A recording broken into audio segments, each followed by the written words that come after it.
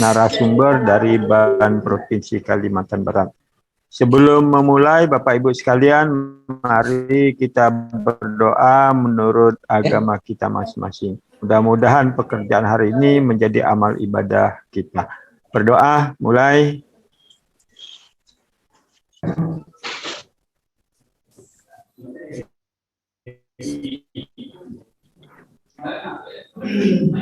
Berdoa selesai, kami kembalikan kepada pemandu Mas Fajar. Kepada Mas Fajar kami persilakan, Mas Fajar. Baik, terima kasih Bapak Heri. Baik Bapak Ibu yang sudah bergabung, kita kembali lagi di sosialisasi hari kedua, sosialisasi IASP tahun 2022, tanggal 25 Februari tahun 2022, Bapak Ibu. Nah, tadi tentang komponen untuk proses dilakukan oleh Ibu Herlina. Bapak Ibu, kita informasikan kembali Bapak Ibu pada saat narasumber berbicara untuk mute-kan dulu suaranya Bapak Ibu ya, agar apa yang disampaikan dapat tersampaikan. Terima kasih. Pada Bu Dr. Herlina, waktu kami persilakan. Terima kasih Mas Fajar. Assalamualaikum warahmatullahi wabarakatuh. Pak Heri, Bu Wafida, Pak Agus, Bapak Ibu anggota yang lainnya, wabil khusus Bapak Ketua BAN SM Provinsi Kalimantan Barat, Bapak Ibu Kepala Sekolah atau tim akreditasi yang bisa bergabung pada hari ini. Assalamualaikum warahmatullahi wabarakatuh. Puji syukur kehadiran Allah Subhanahu wa Ta'ala karena pagi ini kita masih bisa mendampingi Bapak Ibu atau berdiskusi di virtual Zoom meeting ini terkait dengan bimbingan teknis atau sosialisasi pengisian Sispena. Harapan kami Bapak Ibu bisa mengikuti kegiatan sosialisasi ini meskipun tidak semua unsur, tetapi perwakilan dari masing-masing sekolah. Izinkan kami untuk materi pagi ini kita ke proses pembelajaran butir 12. Ini contohnya kita ambil dari SMA Asoka Singkawang. Apakah masih ada? Sudah bergabung? Mas Fajar tinggal diklik butir 12-nya. Apakah hadir, Bu? Ya, Pak Ibu. Iya, masih tetap semangat ya Pak Rudi ya. Iya. Bersedia kan kita jadikan narasumber juga di untuk berbagi. Ya, boleh Bu. Baik, Bapak Ibu sekalian, mohon maaf bukan kami hanya mementingkan jenjang SMA ya. Kebetulan kemarin Mas Erik itu mengambil contoh saja gitu ya.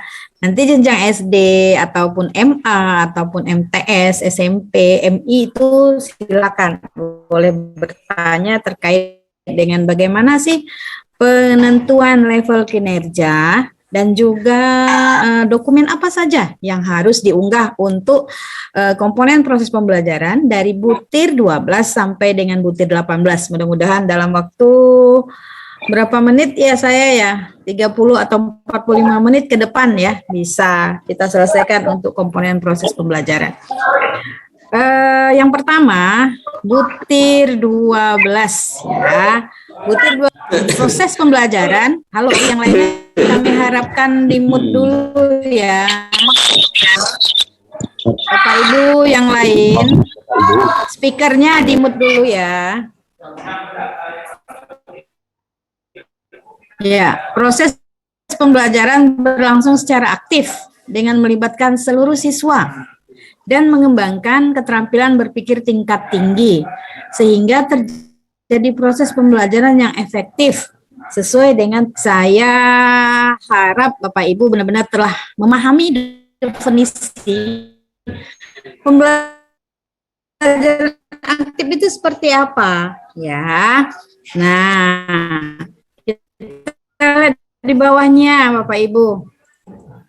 Penentuan level 4 itu jika pembelajarannya aktif. Dalam proses pembelajaran, Bapak Ibu memberi level 4 itu Bapak Ibu artinya dalam proses pembelajarannya dilakukan oleh guru itu, siswa diberi kesempatan untuk apa? Untuk membaca, bertanya, berdiskusi, praktik, atau menggunakan media. Kemudian melibatkan keterampilan berpikir. Bapak Ibu dan mutu lulusan itu mulai dari berpikir kritis, kemudian memecahkan masalah, kemudian berkomunikasi, berkolaborasi. Nah, jadi proses pembelajarannya itu hot kalau kita katakan ya. Maksud saya mungkin Bapak Ibu sudah paham sekali bagaimana proses pembelajaran yang dilakukan oleh guru di dalam kelas itu memberi kesempatan kepada siswa untuk melaksanakan pengalaman yang konkret. Artinya siswa diberi kesempatan untuk praktik, tidak hanya jadi kalau untuk mata pelajaran itu tidak hanya teori tapi ada praktiknya, dan menjadikan materi yang lebih bermakna bagi kehidupan siswa. Nah, itu tadi berdampak pada pemecahan masalah kehidupan sehari-hari. Nah, di RPP-nya yang dilihat apa? Yang dilihat ajarannya itu ada metode atau strategi atau model pembelajaran yang problem based learning misalnya, atau project based learning, atau discovery learning, sehingga yang mencerminkan bahwa proses pembelajarannya itu hot gitu ya. Nah, itu jadi yang dilihat RPP-nya. Bapak Ibu kemarin banyak yang bertanya, Bu, kan sekarang RPP-nya 1 lembar atau RPP Merdeka Belajar, tetapi mengapa di ASP itu dituntut RPP yang tidak hanya 3 komponen ya. Nah, itu memang Bapak Ibu di RPP Merdeka Belajar itu, atau RPP yang lebih Bapak Ibu kenal 1 lembar itu sebenarnya 3 komponen utama. Komponen mana metode pembelajaran yang digunakan, bagaimana strategi pembelajaran yang digunakan, bagaimana pemanfaatan media pembelajaran dan seterusnya. Oke. Kita lanjut. Kalau boleh tahu, Pak Fajar, diturunkan Pak Fajar. Level yang sudah diisi level berapa? Oleh Pak Rudi. Silakan Pak Rudi. Fajar diturunkan lagi, terus Fajar sampai kesimpulan. Iya, oke. Level 3. Halo Pak Rudi. Iya, Bu. Ya, boleh saya tahu? Nggak apa-apa ya Pak ya. Kenapa Bapak tidak di level 4 gitu? Kenapa di level 3? Kurang di ini, Bu. Kurang di mana? Berpikir ini hotsnya. Oh, berpikir hotsnya. Baik. Ada, cuman masih kurang maksimal sehingga kami kurang yakin, jadi kami di peringkat 3. Kemarin bingung antara 3 sama maksimal, sehingga kami berpikir di 3. Masih ada waktu untuk memaksimalkannya Pak Rudi. Ya, baik Bu. Ya, harapan kami Bapak bisa mengisi di level 4 sehingga pada waktu nanti asesor datang melakukan observasi kelas. Nah, untuk butir proses ini atau komponen proses 12 sampai 18 ini asesor melakukannya observasi kelas langsung ke dalam kelas. Oleh karenanya Bapak Ibu bisa mempersiapkan guru-guru yang yang RPP-nya, kalau yang di RPP itu kan, kalau di SMA itu kan ada 5 mapel ya. Oke, 5 mapel, tapi kalau jurusannya apa ya Pak Rudi? IPA. Artinya di IPA-nya itu bisa kimia, bisa fisika, bisa biologi gitu ya. Selain bahasa Indonesia, bahasa Inggris. Nah, di situ gurunya yang di depan kami Bapak Ibu mengisi yang level maksimal gitu ya. Tapi dengan menunjukkan bukti kinerja. Untuk RPP kenapa belum diunggah? Gimana Bu? Untuk RPP-nya sudah diunggah dokumennya? Belum unggah. Balik ini ya. Ya. Dipersiapkan dulu. Ya, gimana Pak Rudi? Boleh bertanya Bu? Boleh, silakan.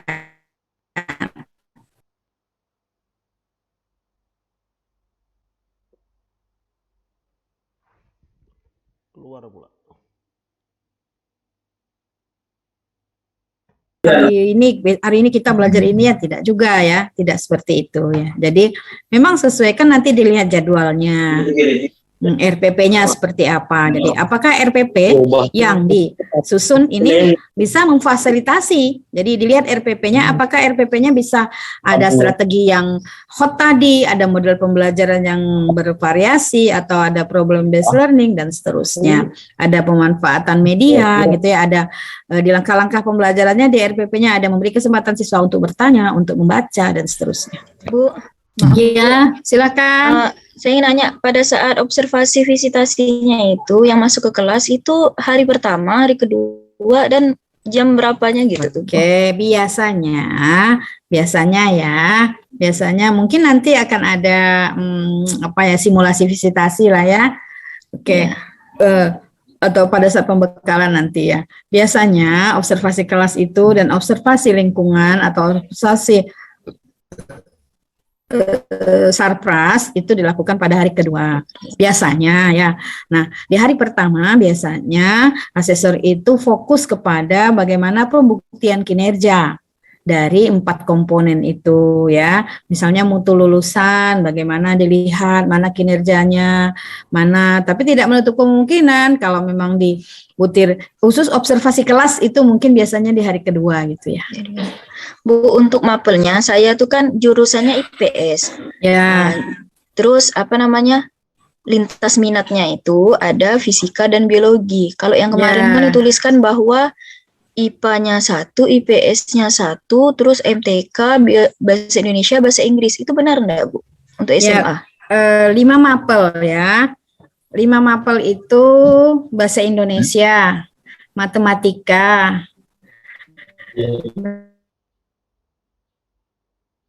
bahasa Inggris ya, IPA, IPS artinya tidak menutup kemungkinan ada geografi, ada sosiologi ada sosiologi, ada ekonomi ya.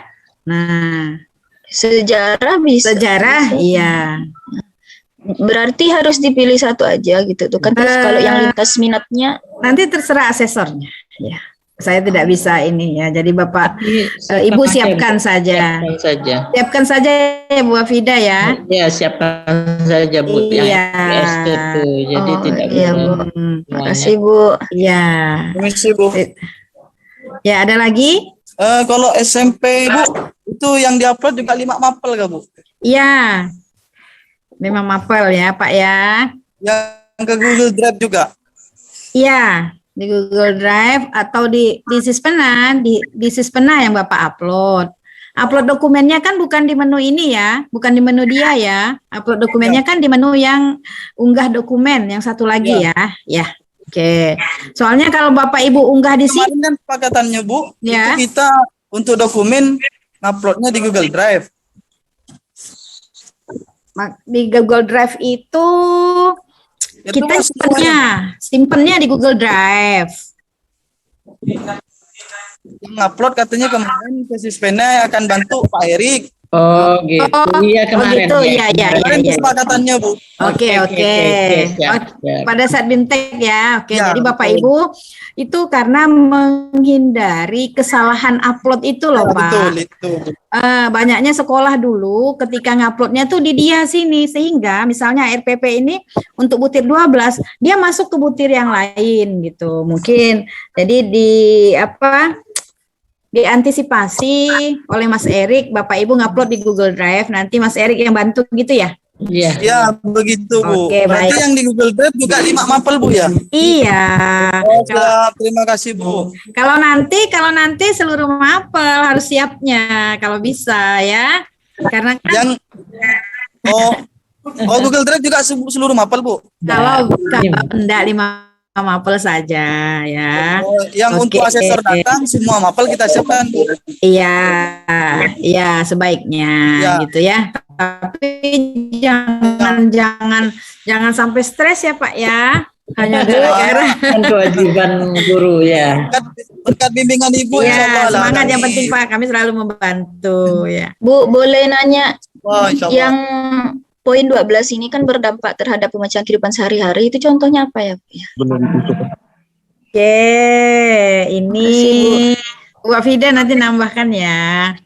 Ini biasa Bu, proses pembelajaran ada namanya model problem based learning atau pembelajaran berbasis masalah. Nah, itu ada pemecahan masalah. Di model pembelajaran berbasis masalah itu biasanya di awal itu guru mengemukakan masalah yang real. Misalnya di IPA nih, di IPA saya ngambil contoh misalnya IPA yang SMP saja lah ya. Misalnya IPA atau IPS tuh banjir. Nah, ini ada banjir, kemudian mengapa terjadi banjir? Nah, itu kan salah satu pertanyaan yang menantang itu terkait, nah itu Bu. Jadi mungkin contohnya seperti itu ya. Mungkin Bu Afida contoh lain Bu. Ya, boleh.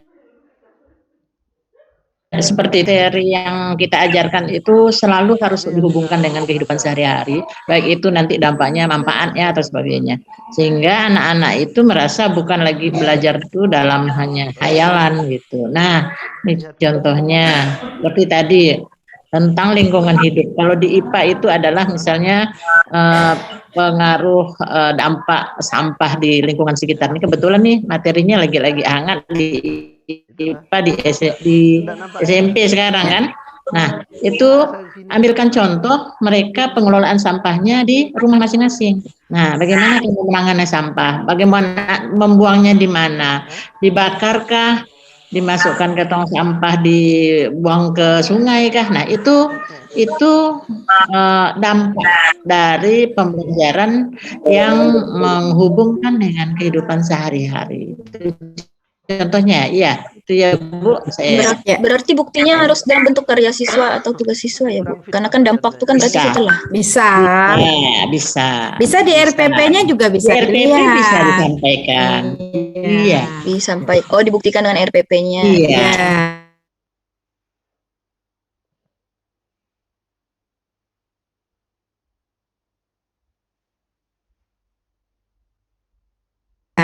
Baik Bu, makasih Bu. Ya, karena kalau RPP selembar memang agak sulit menyampaikannya ya Bu ya. Iya benar Bu. Sempit. Baik, kita selanjutnya untuk yang dokumen sebentar ya Pak Rudi. Untuk dokumen yang nomor 2 lembar praktik itu ya. Ya ini lembar praktikum atau LPJ lembar kerjanya tidak perlu diunggah gitu ya, ditunjukkan ketika visit. Kalau KPD atau LKS-nya itu jadi satu dengan RPP-nya ya enggak apa-apa gitu ya, diunggah aja, jangan sampai ini ada ini dipotong sehingga mempersulit Bapak Ibu, tidak ya. Ya, silakan Pak Rudi. Ya Bu, saya ingin bertanya, jadwal visitasinya kan tanggal 15-16 Bu ya. Dan kebetulan di jadwal ini kami tuh lagi penilaian tengah semester Bu. Pas di kelasnya gimana Bu ya kalau seperti ini Bu? Iya, Bu Afida jawab, mungkin ada rencana mungkin ada rencana untuk dimundurkan, tapi mohon belum juga dipastikan nih Pak ya, kalau dimundurkan tanggal kemarin sih ketua itu maunya mundurnya tanggal 23. Jadi mudah-mudahan Bu. Jadi nanti kalau sudah dimundurkan sesuai jadwal, mohon nanti perhatiannya untuk penilaian baik itu tengah semester tengah semester kah itu disesuaikan lah. Jangan sampai pada saat asesor datang pembelajaran itu tidak ada, lalu ujian atau ulangan ya. Nah gitu ya Pak. Mudah-mudahan Pak ada perubahan, karena ini kami juga masih dalam masih dalam rencana ya. Diskusi ya, rencana ya. Insya Allah itu. Oke, lanjut Bu Her. Ya. Oke, begitu ya Bapak Ibu semuanya ya. Nanti akan disampaikan, mungkin hari ini akan disampaikan secara resmi tentang perubahan jadwal atau pengunduran jadwal. Tapi dengan harapan kalau sudah jadwal ini diundur lagi, artinya itu udah jadwal final. Sehingga kalau Bapak Ibu ada kegiatan PTS, ya penilaian tengah semester itu bisa dilakukan sebelum saat visitasi. Lanjut ke butir selanjutnya ya Bapak Ibu ya. Masih tinggal waktu berapa menit lagi untuk yang proses? Mas Fajar? Jam 9, Ibu jam Udah. sampai jam 10, Bu. Enggak kan? Enggak lah. Enggak. Untuk guru Ya. lagi masih Iya, ya? 19 Oke. 15 aja. Ya, lanjut butir 13, Mas Fajar. Nah, Bapak Ibu, kalau tadi proses pembelajarannya, sekarang penilaian. Penilaian proses dan hasil belajar digunakan sebagai dasar untuk perbaikan dan dilaksanakan secara sistemis. Sistemis itu ada yang dilihat penilaiannya. Ada penilaian harian, penilaian tengah semester, penilaian akhir semester, kemudian penilaian rapot gitu ya. Nah, ini ingin dilihat itu bagaimana pelaksanaan proses penilaiannya. Tidak hanya penilaian sikap, tetapi juga ada penilaian pengetahuan dan juga penilaian keterampilan. Bapak Ibu yang level 4 ya, guru melakukan penilaian proses dan hasil belajar dengan menggunakan berbagai teknik penilaian untuk mengetahui pencapaian tujuan pembelajaran secara sistemis dan berkesinambungan yang berdampak pada perbaikan proses pembelajaran dan hasil belajar siswa.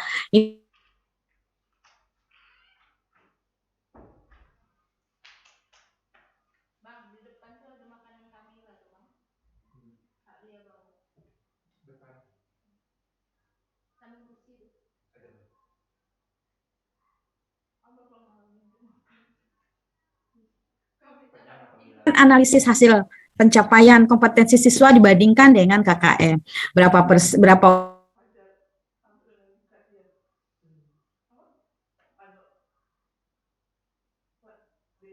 orang anak yang telah KKM dan berapa guru. Itu tadi berdampak pada perbaikan proses. Nah, dari mana kita tahu untuk berdampak? Makanya hasil penilaian itu kita evaluasi, kita analisis, kemudian kita lihat berapa anak yang belum mencapai KKM, maka dilakukanlah remedial. Remedial dalam bentuk apa ya? Bisa lihat soal mana yang anak-anak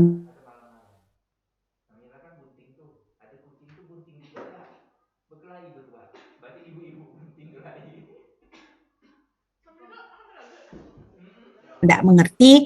Nah, itu dilakukan diberi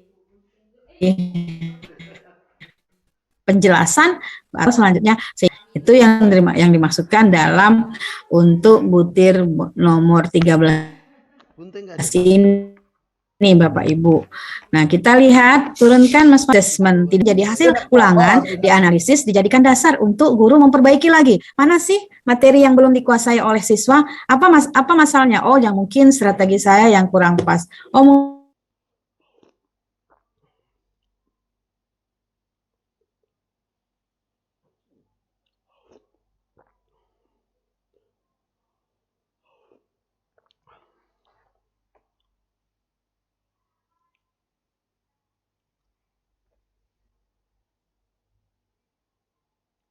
oke. Level 4 untuk Pak Rudi. Pak Rudi ngisi level 4 ya? Betul, Bu. Oke. Semangat.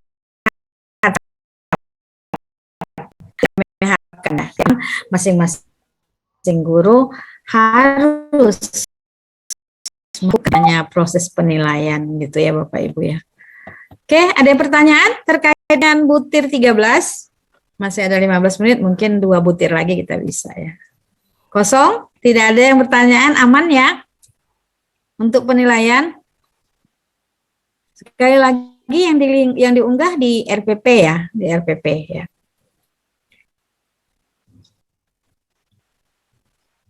Pas, kalau tidak, kalau ini, nah hasil penilaian itu tidak perlu diunggah ya, hasil analisis itu ditunjukkan pada saat asesor datang gitu ya. Kalau tidak ada yang bertanya, kita lanjut ke butir selanjutnya, butir 14. Nah, butir 14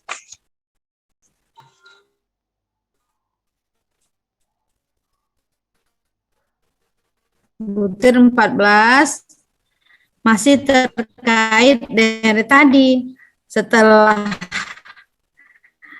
dilakukan penilaian. Nah, kemudian analisis hasil penilaian, kemudian dilihat apakah ada program remedial dan atau pengayaan diberikan kepada siswa yang memerlukan, Bapak Ibu ya, yang memerlukan. Artinya harus ada hasil analisis pencapaian potensi atau pencapaian hasil tadi dibandingkan dengan KKM-nya, kemudian baru ditentukan siapa saja siswa yang memerlukan remedial dan atau pengayaan.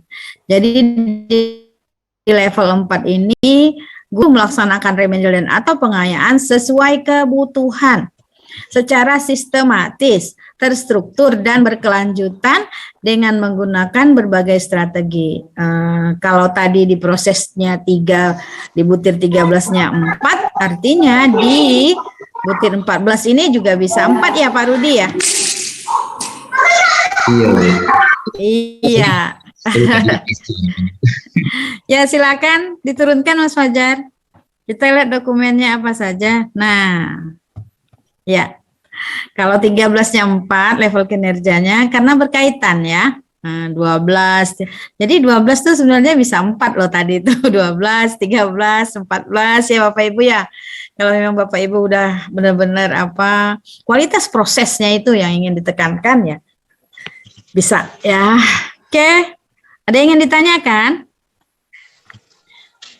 Dokumen pelaksanaan remedial. Apa saja Bapak Ibu?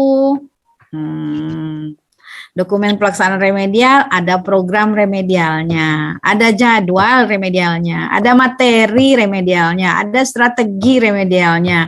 Strategi remedial kan itu ada yang individu, ada yang maksud saya ada yang pembelajaran kelompok, ada yang individu, ada yang jadi benar-benar sesuai atau berdasarkan hasil analisis, hasil ulangan tersebut, kemudian dikelompokkan berapa anak yang ikut remedial. Remedialnya dilihat lagi nih, yang ini materi yang ini nih gitu, yang ini.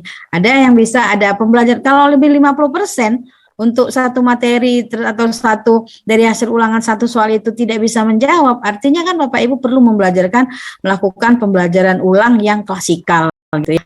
Kalau lebih dari 50% dari seluruh siswa untuk soal nomor 5 misalnya terkait misalnya matematika terkait dengan bagaimana rumus apa gitu ya, penerapan rumusnya ternyata banyak yang salah, semuanya hampir seluruh siswa salah ya, Bapak Ibu harus melakukan pembelajaran ulang untuk materi tersebut.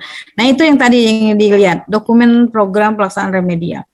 Ada yang sudah memasukkan juga program remedial dan pengayaannya itu di RPP. Nah jadi ketika mau unggah RPP ya silakan aja, jangan dipotong-potong. Tapi kalau enggak ada tersendiri laporan remedialnya ya. Termasuk hasil setelah remedial itu perlu kan? Hasil setelah remedial itu kan ada yang sesuai dengan paling tinggi KKM gitu ya.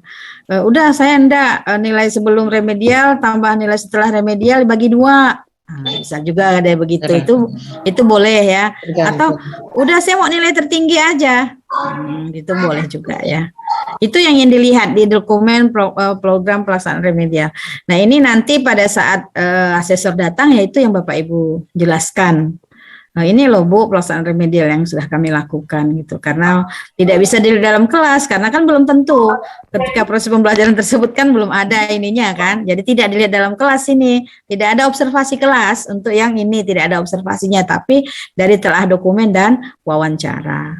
Itu terkait dengan butir 14 ya. Silakan, ada pertanyaan? Aman ya? Aman kita lanjut? Aman, lanjut. Aman, lanjut. Butir 15. Tapi butir 15. Nomor 13 tuh banyak, ini juga tuh Bu ya, banyak kendala nanti. Nah, kalau butir 13 banyak kendala, iya. Kendala ya, banyak. Mohon perhatian. Coba Bu Wafida tambahkan Bu Wafida untuk butir 13. Iya, karena nomor butir 13 itu prosedur penilaian yang dimana harus kalau ini asesornya jeli ya selalu ditanya penilaian apa bentuk penilaiannya ada berapa misalnya di situ harus ada lisan dan tulisan. Tetapi yang kita selalu sampaikan itu adalah yang tulisan saja, karena kita menurut kita bahwa yang lisan itu tidak perlu diarsipkan karena kan diujikan secara lisan. Nah, ini biasa menjebak kita. Nah, nih kadang-kadang karena di situ sudah jelas ada bentuk penilaiannya, itu teknik nilainya ada. Jadi asesor itu selalu ingin mencari yang lebih lengkap ya. Nah, mulai dari daftar nilainya itu ada enggak? Berarti tadi mulai dari hasil penilaian sikap, keterampilan, pengetahuan. Nah, pengetahuan nanti terbagi lagi tadi tertulis dengan lisan. Ada enggak di daftar nilainya? Nah, pernahkah kita mengarsipkan penilaian lisan? Nah, kadang-kadang kita tidak pernah mengarsipkan. Ini mungkin barangkali ini hanya sekedar tip agar Bapak dan Ibu kalau untuk penilaian ini dicermati sesuai dengan pedoman penilaian yang sudah diterbitkan baik dari Dinas Pendidikan dan Kebudayaan maupun Kementerian Agama. Mungkin itu saja tambahannya Bu Erlina. Iya, makasih Bu Afida. Luar biasa ya Bapak Ibu ya. Jadi penilaian ini memang tipe-tipe asesor itu kan ingin melakukan apa ya, triangulasi, professional judgment, sehingga dia tidak salah untuk menentukan, oh ini benar-benar level 4. Terbukti nih ada daftar penilaian pengetahuannya, ada lisannya. Lisannya dari mana tuh? Karena memang di situ ada di nilai lisan, di nilai pengetahuan itu nilai lisan, nilai tertulis gitu ya.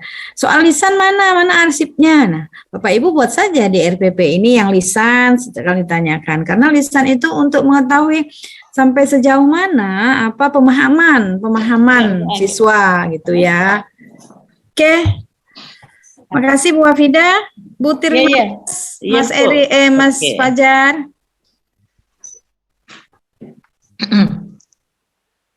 Oke, ini iklim belajar nih ya untuk subkomponennya iklim belajar.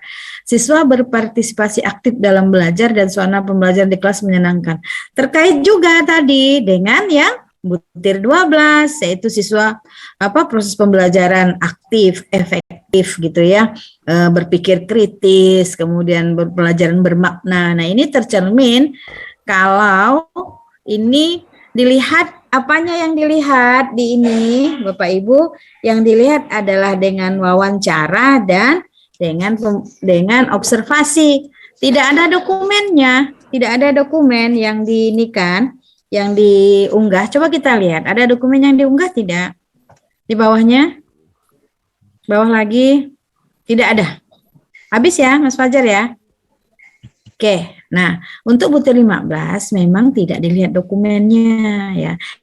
Tetapi tetap saja berkaitan ya dengan sebelum-sebelumnya, dengan RPP-nya juga dilihat. Jadi 12, 13, 14, 15 ini saling berkaitan. Yang dilihat oleh asesornya apa? Yang dilihat apa ketika masuk kelas, ini juga akan dilihat pada saat observasi kelas.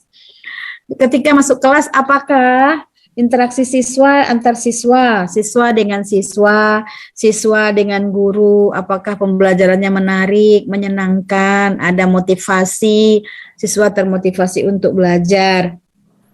Suasana pembelajaran terlihat menarik dan menyenangkan gitu kan, beda ya ketika kita masuk kelas siswanya diam, takut, nah itu udahlah. Tidak mungkin lah itu di level 4 atau level 3.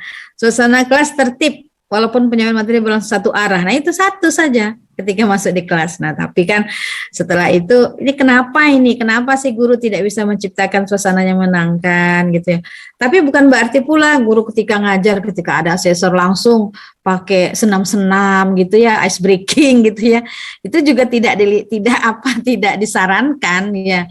Hanya dalam waktu berapa menit guru asesor masuk di kelas, ya udah supaya suasana siswa menyenangkan ini gitu ya, kita ice breaking, kita senam, bukan, tapi siswa berpartisipasi aktif dalam belajar gitulah ya.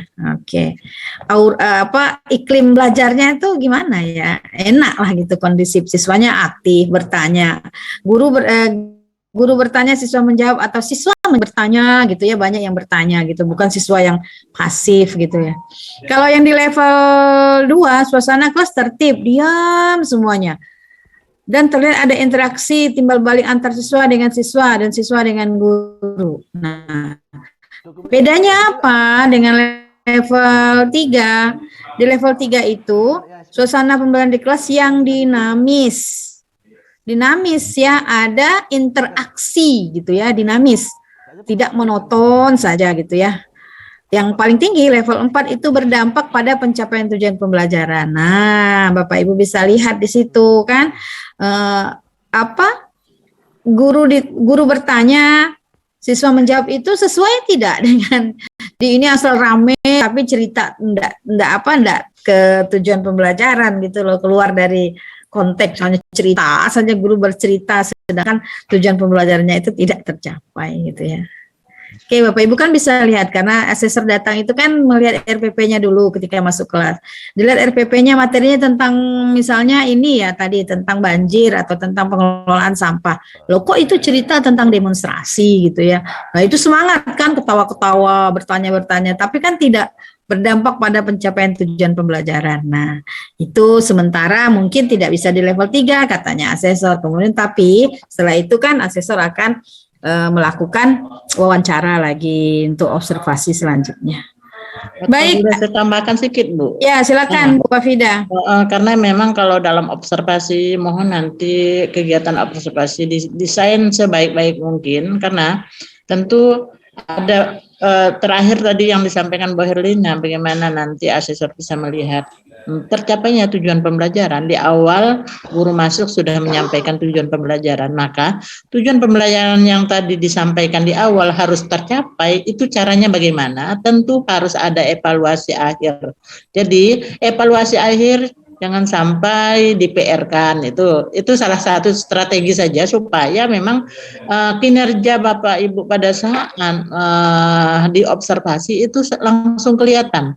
Jadi kelihatan, apalagi kalau seandainya waktunya, walaupun 2 jam ya Bapak Ibu, dengan materi sedikit, kita bisa desain pada saat 10 menit terakhir atau 15 menit terakhir, 5 menit mengerjakan soal, 5 menit pembahasan, 5 menit kita bisa masukkan nilai ke dalam daftar nilai, itu akan lebih nampak bahwa proses pembelajaran kita mulai dari penilaian proses itu berjalan sesuai dengan tujuan pembelajaran. Mungkin itu saran ya Bu Herlina, agar memang pembelajaran yang dilaksanakan pada saat observasi itu benar-benar terlihat hasilnya sesuai dengan tujuan pembelajaran. Itu tambahan Bu Herlina.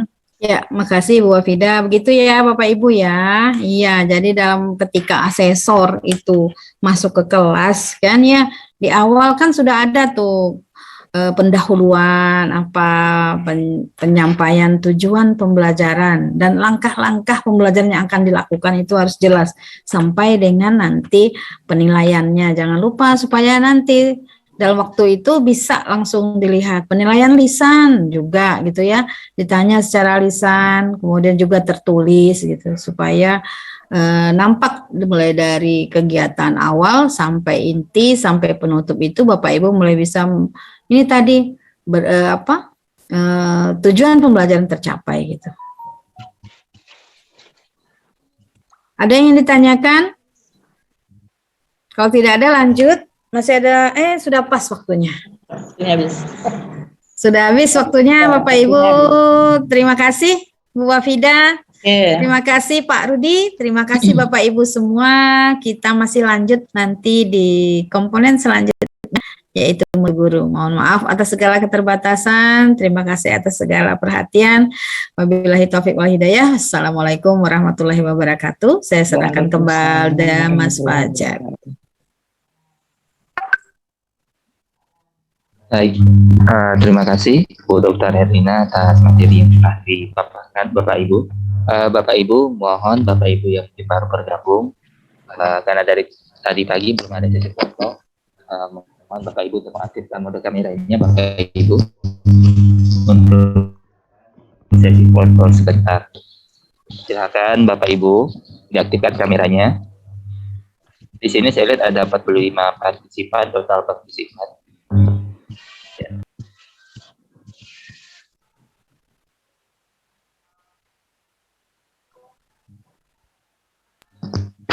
Baik Bapak Ibu yang belum mengaktifkan kamera, mohon mengaktifkan sebentar saja Ibu.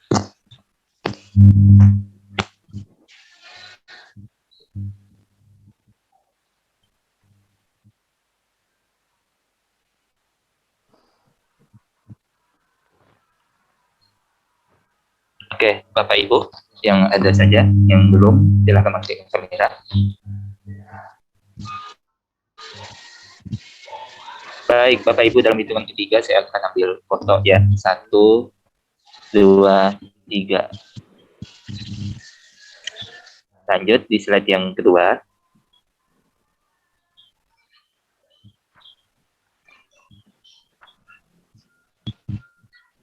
1, 2, 3. Baik, terima kasih Bapak Ibu. Baiklah,